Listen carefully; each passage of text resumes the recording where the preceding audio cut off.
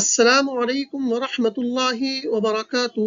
میرے پیارے دوستوں، آج کی اس ویڈیو میں ہم ایک تازہ ترین خبر کا عربی خبر کا اردو میں ترجمہ کریں گے۔ اس ویڈیو میں ہم عبارت کس طرح پڑھتے ہیں، اس کا ٹرانسلیٹ کس طرح کرتے ہیں، تعبیرات کس طرح استعمال کرتے ہیں اور جملوں میں ہم تعبیرات کی مشق بھی کریں گے۔ اگر آپ کو ماڈرن عربی سے دلچسپی ہے اور آپ بھی عربی کی خواہش رکھتے ہیں تو یہ ویڈیو آپ کے لیے بہت ہی مفید اور نفع بخش ثابت ہوگی انشاءاللہ تعالی، اور آپ ڈسکرپشن میں موجود لنک سے PDF بھی ڈاؤن لوڈ کر سکتے ہیں۔ میری آپ سے گزارش ہے کہ عربی سے دلچسپی رکھنے والے طلبہ تک اس ویڈیو کو ضرور پہنچائیے۔ جزاکم اللہ خیرا و احسن الجزاء۔ خبر کا آغاز کرتے ہیں۔ خبر کی ہیڈنگ آپ کے سامنے اسکرین پر، عبارت اچھی طرح سماعت فرمائیں۔ مئات الحیوانات لم تسلم من حرائق لوس انجلیس۔ اب دیکھیں، لم تسلم، سلیمہ من کذا، اس کے معنی ہے محفوظ ہونا، بچنا۔ یہ باب سمع یسمع سے آتا ہے۔ سلیمہ یسلم سلامتن، اس کی ماضی مضارع اور مصدر ہے سلیمہ یسلم سلامتن۔ اب تعبیر دیکھیے، سلیمہ جو بچے گا وہ سلیمہ کا فاعل ہوگا، اور جس چیز سے بچے گا محفوظ رہے گا وہ من کا مدخول ہوگا۔ جیسے جملہ دیکھیے، من یسلم من نوائب الدہر، کون ہے وہ جو مصائب زمانہ سے محفوظ ہو، یعنی زمانے کے آزمائشوں سے محفوظ ہو۔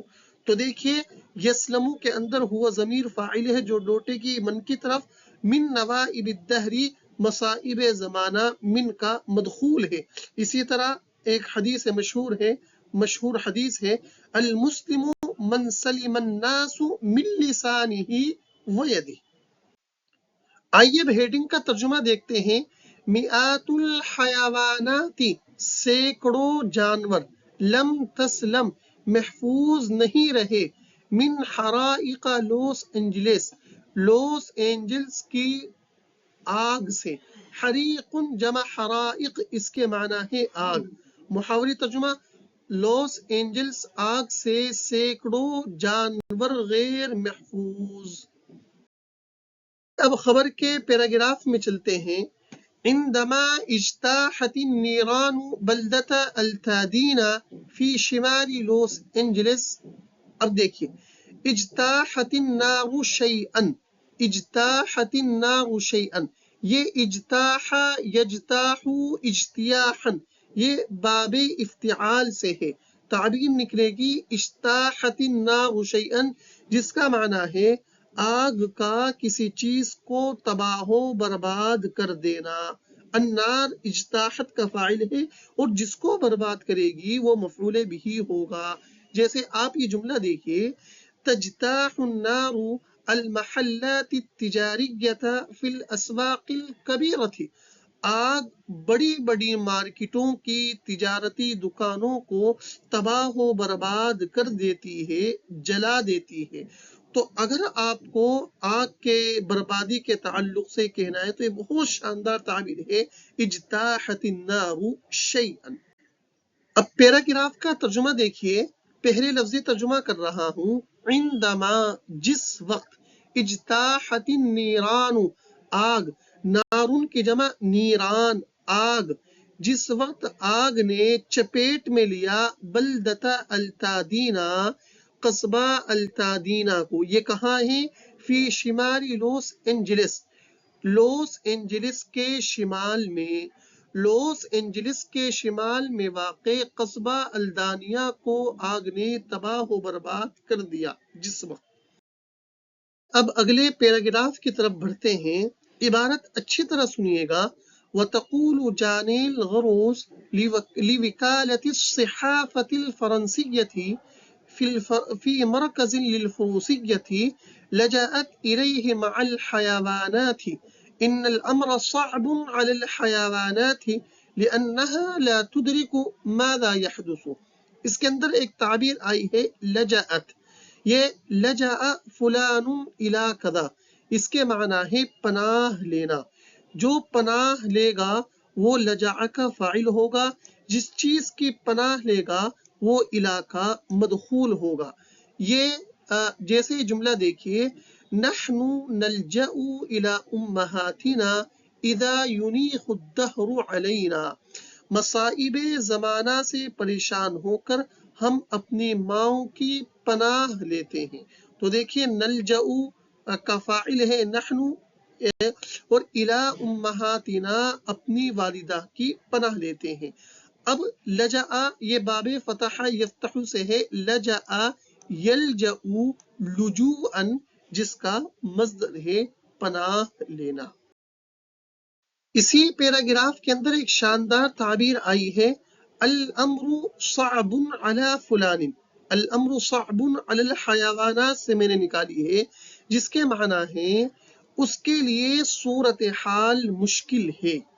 اب یہ تعبیر اس طرح استعمال ہوگی، صورتحال الامر یہ اپنی حالت پر رہے گا، صعب بھی اپنی حالت پر رہے گا.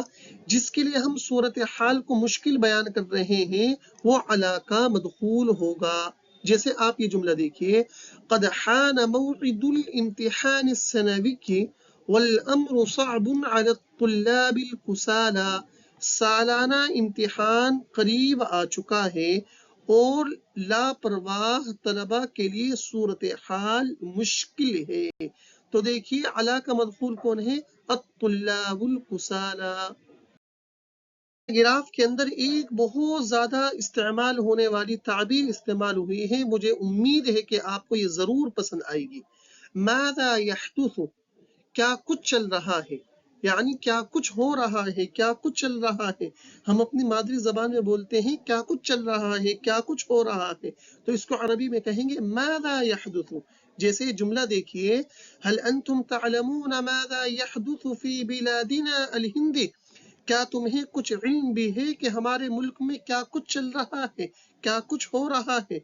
جیسے آپ کو کہنا ہے اپنے دوستوں سے کہ یہاں کیا کچھ ہو رہا ہے، ماذا يحدث هنا. آپ اس موقع پر یہ تعبیر استعمال کر سکتے ہیں. اگر تعبیر پسند آئی تو کومنٹ ضرور کیجئے اور ویڈیو کو لائک ضرور کیجئے. آئیے اب اس پیراگراف کا ترجمہ کرتے ہیں. وَتَقُولُ جانیل غروس. جانیل غروس ایک عورت کا نام ہے. جانیل غروس کہتی ہیں لِوِكَالَةِ الصِّحَافَةِ الْفَرَنسِيَّةِ فرانسی صحافتی ایجنسی سے، فی مرکز الفروسیّۃ گھڑ سواری کے مرکز میں. الفروسیہ کہا جاتا ہے گھڑ سواری کو. لجأت الیہ مع الحیوانات، کہ جنہوں نے اس مرکز کا پناہ لی ہے، مع الحیوانات جانوروں کے ساتھ. ان کیا کہا، ان الامر صعب علی الحیوانات، کہ صورتحال جانوروں کے لیے مشکل ہے. لأنہا لا تدرک ماذا یحدث، اس لیے کہ وہ جانور نہیں جانتے ہیں ماذا یحدث، کیا چل رہا ہے، کیا ہو رہا ہے. اب محاوری ترجمہ دیکھیے. گھڑ سواری کے مرکز میں جانوروں کے ساتھ پناہ لینے والی جینیل غراس نے ایف اے کو بتایا کہ جانوروں کے لیے صورتحال مشکل ہے، اس لیے کہ ان کو معلوم ہی نہیں کہ کیا کچھ ہو رہا ہے. گراف آپ کے سامنے اسکرین پر. شعرت غروس بالارتیاح عندما وجدت هذا الملاذ الآمن. شعر فلان بالارتیاح، اس کے معنی ہے سکون کی سانس لینا. سکون کی سانس لینا. جو سکون کی سانس لے گا وہ شعرہ کا فاعل بنے گا. بالارتیاحی اپنی حالت پر رہے گا، اس میں کوئی تبدیلی نہیں ہوگی. جیسے الطلاب یشعرون بالارتیاح اذا یتم قبولهم لدار العلوم. طلباء کا جب دارالعلوم میں داخلہ ہو جاتا ہے تو ان کو سکون کی سانس آتی ہے، یعنی سکون کی سانس لیتے ہیں. ایک بہت ہی شاندار تعبیر دیکھیے، الملاذ الآمن، محفوظ پناہ گاہ. محفوظ پناہ گاہ، الملاذ الآمن.